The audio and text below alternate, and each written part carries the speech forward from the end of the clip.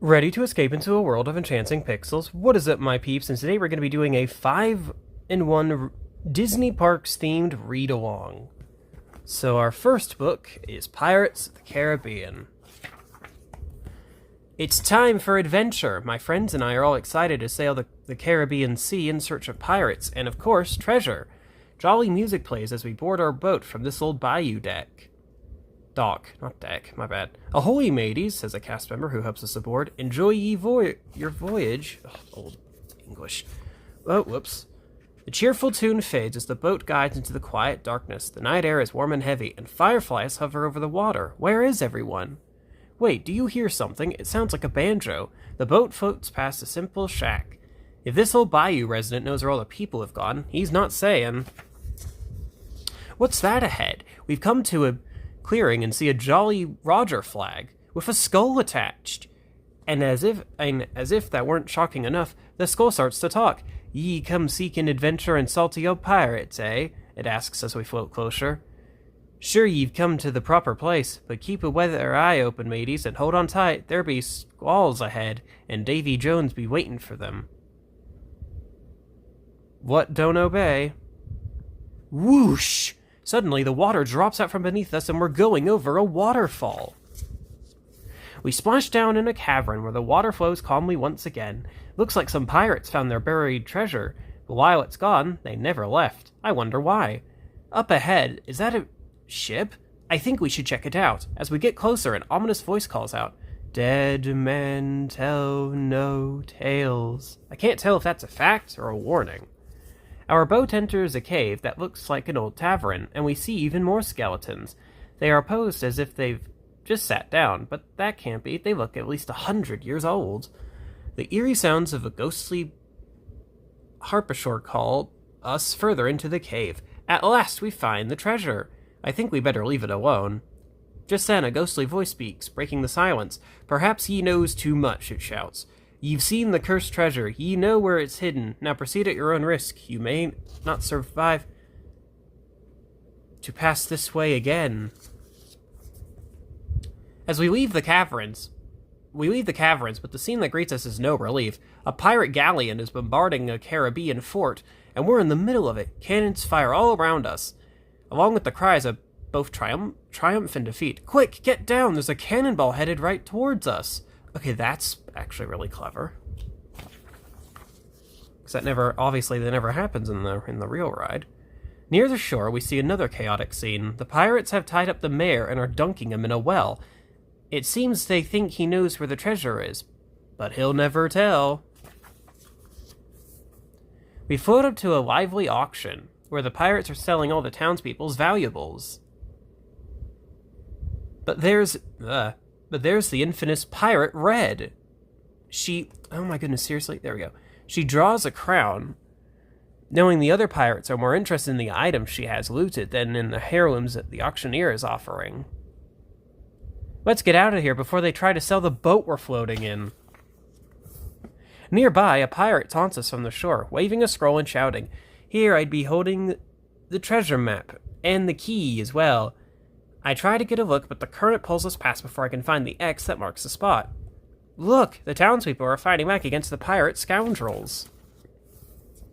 As the boat floats on, I take in the pandemonium. The town is on fire, pirates are everywhere, and some don't even seem to notice that everything is burning around them. Soon we're floating past a line of jail cells with pirates locked inside. "Here, doggy," a pirate calls to a dog that's holding the keys to their cell, but the dog does not seem convinced. I hope they can escape the flaming city. Gulp, I hope we can too. At the edge of the jail, a group of pirates have invaded the town arsenal. They better be careful or this whole place might explode. Let's get out of here. As our boat inches forward into the darkness, the pirates around us grow quiet. And then we go up a waterfall. Phew, we're back in the bayou, where we started. The pirates have disappeared and we're welcomed back with more jolly music and a friendly cast member. Hey, do you think she looks familiar? But that can't be. Little food for thought there. Alright. Now we move on to Jungle Cruise.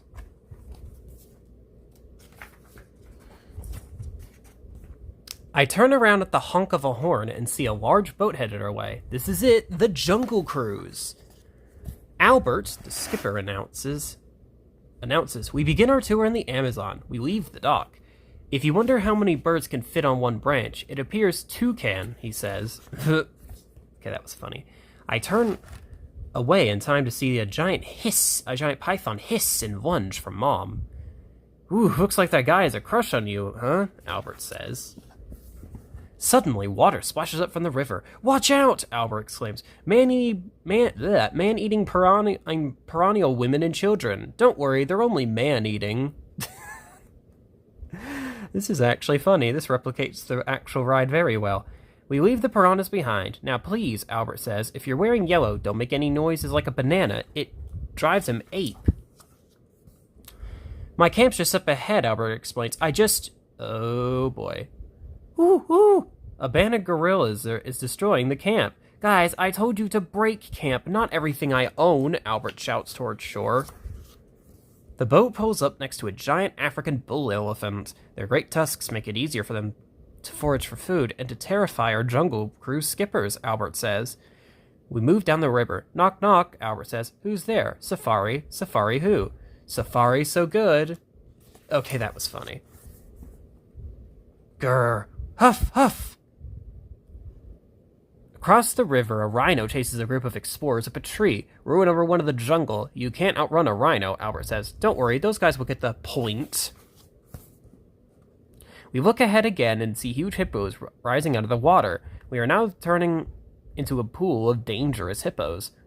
Albert says, last week they overturned 6 of our boats. Only 5 of them were mine.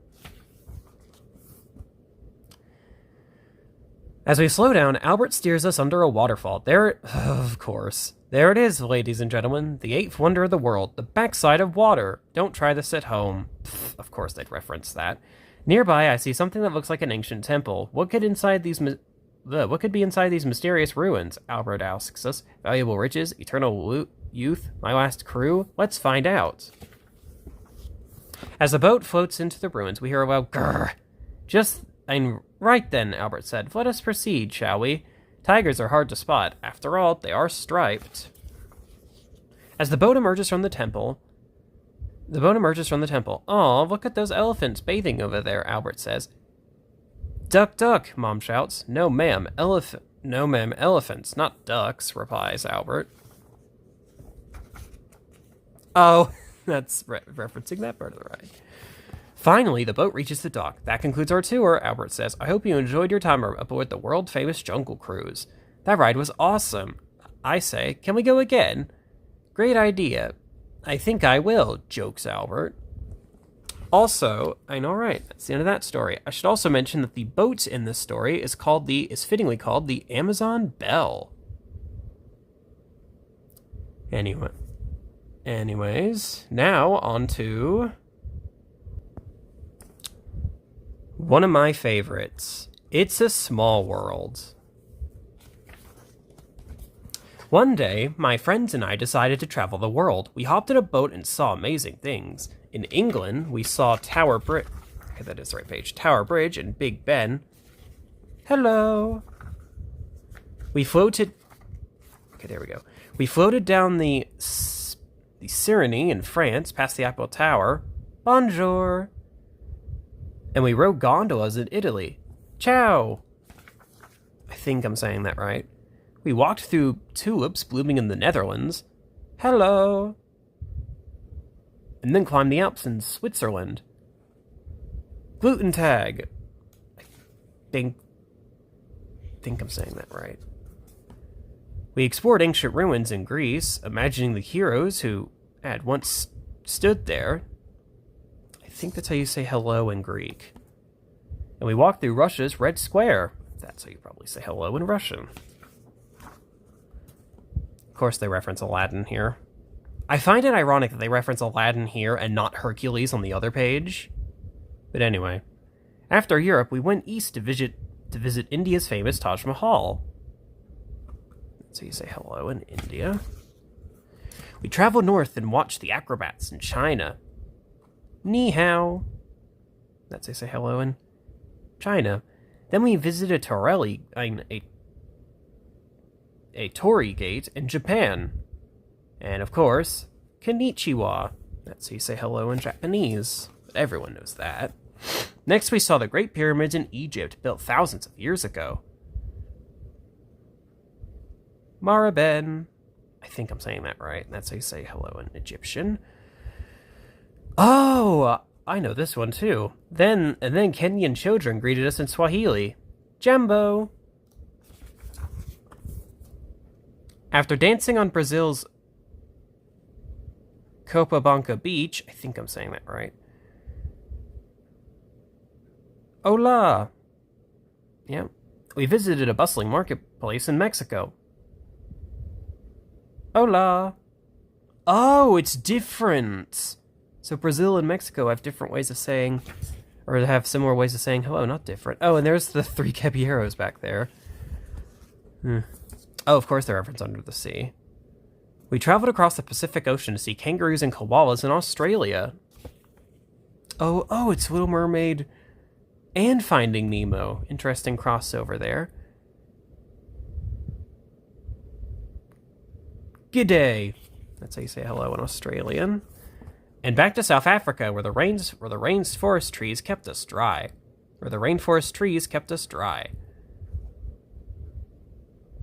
This is, of course, all animals, so there's no hello here. So there's no different language saying hello. In Hawaii, we were in the hula, the traditional dance. Aloha! Oh, we ended our journey in the United States. We met cowhands and Native Americans. Howdy! And, of course, there's Woody and Jesse. So, again, I find it really interesting that they referenced Disney characters in the other pages, but then the Greek page, or the Greece page, they didn't even reference Hercules. That would have made sense. Oh, I love this picture. This is like my favorite picture in the book. And through our trip, we learned that kids all around the world are pretty similar to us. It's a small world after all. Love this picture. Even if it's based on the finale room at Disneyland, still such a good picture. Alright. I love this book. This is like my favorite, one of my favorites golden books. Keyword one of them.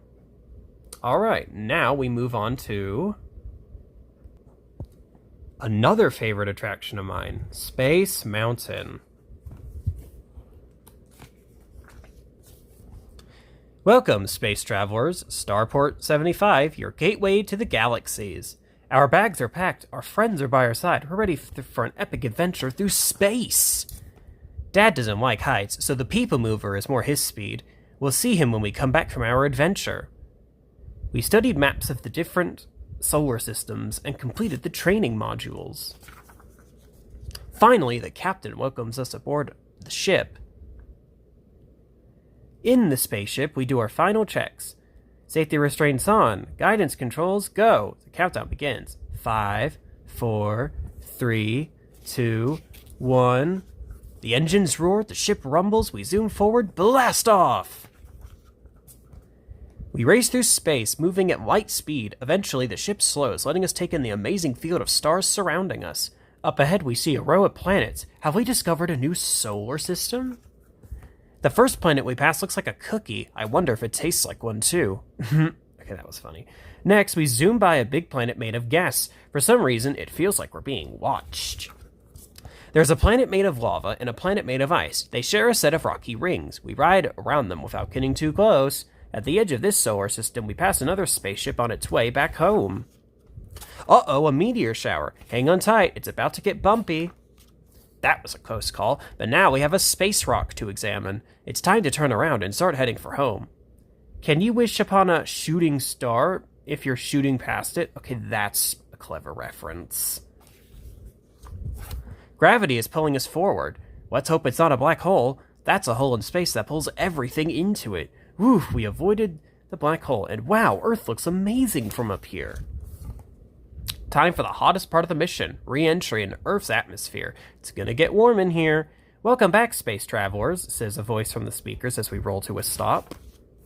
We made it. We wished on that shooting star that we could go to space again. Right now. Oh, I love this book. Or this is another book I like.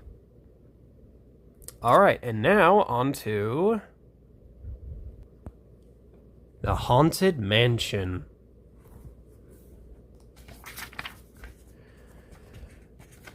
I walk through iron gates and up a winding path that leads me past some large gravestones. When my friends said I should go into the Haunted Mansion alone, I laughed, but when they dared me, I knew I had to. After pushing the creaky front door open, I enter a large round room with portraits lining the walls. Suddenly, the door slams shut, trapping me inside. "Welcome, foolish mortal, to the Haunted Mansion," says an ominous voice. "I am your host. Your ghost host." Before my eyes, the walls start stretching. Then the room goes dark, and I hear a scream in the distance. When the lights come back on, there is an open door in front of me that wasn't there before. "Now, as they say, look alive, and we will continue our little tour," the ghost host says as I walk through the door and along the hallway gallery. Lightning strikes outside the windows, allowing me to see the portraits on the wall. Alive is not exactly how the subjects looked when their eerie images were painted. Okay, that's very clever. "And now a carriage would take you into the boundless realm of the supernatural," the ghost host says. I see a small black doom buggy. I hesitate but board the carriage, and it immediately moves forward. There's no turning back now. We find it delightfully unlivable in here, in this ghostly retreat. The ghost host says, "Every room has wall-to-wall creeps. Shh, listen."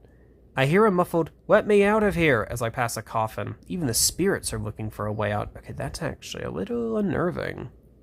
It's actually a little bit creepy when you think about it. Ugh. Anyway, when I turn a corner, I see a floating crystal ball with the face of Madame Leota, the fortune teller, inside. Serpents and spiders, tail of a rat, Serpents and spiders, tail of a rat, call in the spirits wherever they're at, chants Madame Leota. If the spirits are coming here, I want to be somewhere else. I sigh with relief as the buggy keeps moving past the ball and some floating musical instruments. The carriage drives onto a balcony that overlooks the large ballroom. The happy haunts are beginning to materialize, the ghost host says. I lean over the edge and can't believe my eyes. It's a swinging wake. Ghosts fly into the room, eat at a full dinner table, and dance to a spirited dirge. I can't really pronounce that very well. It's a lively party for the undead. The carriage continues, forcing me to leave the incredible scene behind. I glide up into an attic and come face to face with a beautiful ghost bride, but the look in her eyes makes me shrink down in my seat until the carriage moves past her. Yeah, I can see how that could be creepy. Near the bride is another ghost who has a sinister smile on his face. Before my eyes, his head disappears and shows up in the box he's holding. It's the Hatbox Ghost. Anyway, I like my head where it is, and luckily the doom buggy seems to agree, as it carries me out a window. Now the buggy takes me to the roof. I see tons of spirits flying up and away from the graveyard below. It's quite a fright to behold. The only way out of this attic and far from these creepy ghosts is down, so the buggy floats towards the yard. Once I land, I see the groundskeeper and his dog staring at the graveyard in disbelief. I can't see what they're looking at, but I guess I'll find out, because the doom buggy is taking me through the gates. There is another spirited party going on out here, with a ghostly band. When they see me, they start singing an upbeat song.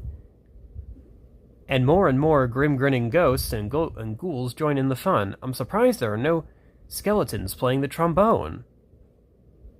Oh, I get it. Now I get it. That was funny. The buggy rolls past 5 busts surrounded by happy haunts. The statues, called the Phantom Five, are loudly singing the ghost group's song. They don't need anybody to sing with them.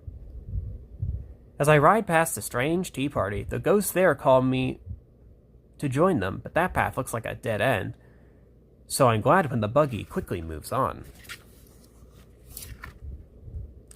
As the spooky song ends, the buggy rolls towards a crypt. I enter it, and the ghost host speaks to me again.